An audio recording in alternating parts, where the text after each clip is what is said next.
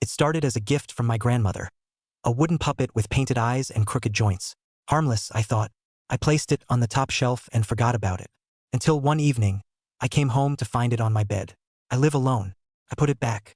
Next day, it was in the kitchen. Smiling. Thinking I was sleepwalking, I locked it in a drawer. That night, I heard soft footsteps in the hallway, and a faint creak, like wood bending.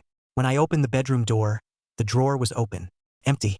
I turned slowly, and there it was, sitting on my pillow, pointing at me, and that's when I saw it blink.